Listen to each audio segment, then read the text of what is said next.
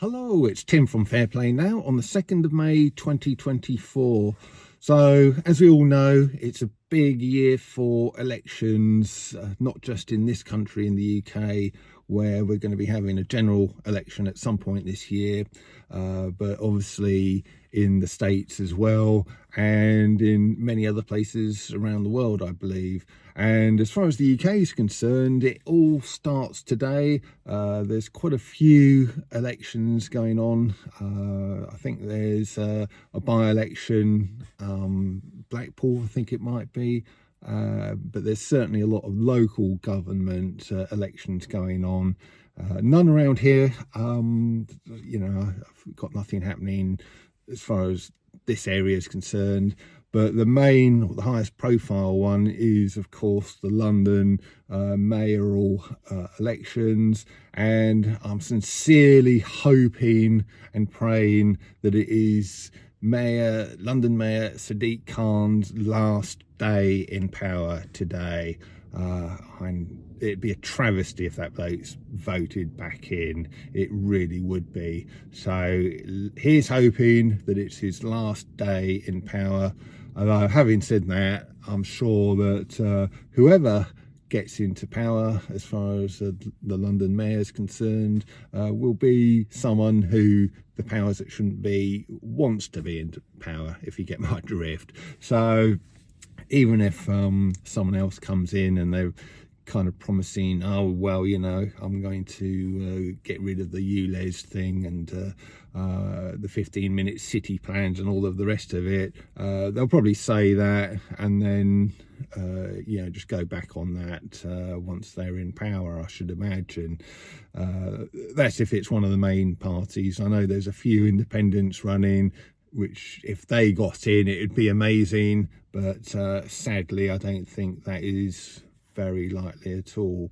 But I'm just wondering what you are planning on doing as far as elections are concerned, because there's a few different avenues of approach. Now, the first one is just voting for one of the main parties, which if you're watching this channel, I think there's probably zero chance that you're considering that you're going to be sort of thinking, oh well, I'll vote Labour this time, or Liberals or whatever, because they're all tarred with the same brush. They're all part of the uni party, all sort of chasing the same agendas, all doing the bidding of the powers that shouldn't be.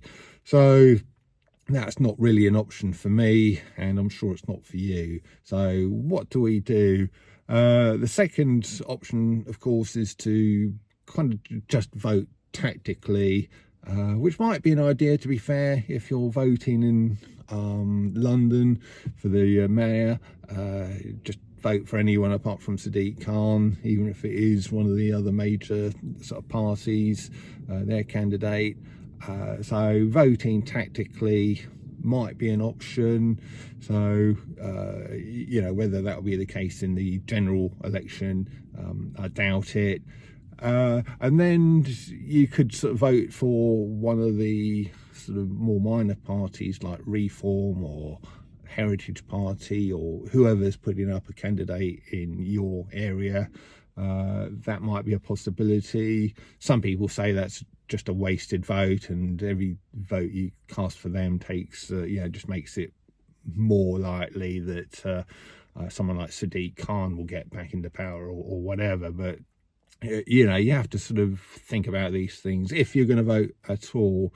And then another option is spoiling your vote, just going in there and just writing something like "I do not consent" across your ballot paper and then putting that in there. Some people think that's a good thing because all the votes are counted, and if they see a lot of spoiled votes, it means there's not any confidence in the system. So that is one way of doing things. One guy in an event I went to recently said what you could do. I'm not suggesting you do this, but he was talking about it. Is you can literally go in there, get your ballot paper, and then just walk out with it. And apparently, so he was saying that absolutely drives them crazy, because it just sort of screws up the system or whatever. But and whether that's a valid tactic or not, I don't know. But that just amused me, yeah, when he said that at this event. So the other thing, of course, is to just not vote at all, just to refuse to participate in the system altogether. Now, some people advocate this. It seems to be, as far as the freedom movement people are concerned, a bit of a toss-up between that and spoiling your vote. But I think the argument about not turning up at all is voter turnout. That is kind of, whereas going in and spoiling your vote and the number of people spoiling their votes is not quite such a transparent number when all of the analysis happens. Turnout is.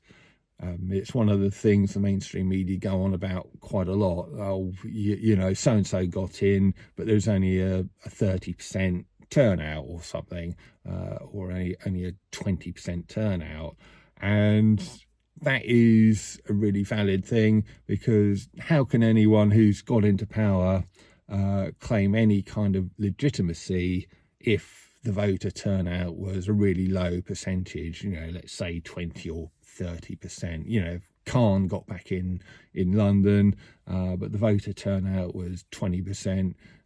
Well, we could just sort of raise that figure all the time. It'd be a provable figure, because it would be one that the mainstream media will sort of you know, come out with, and they'll be reporting on that.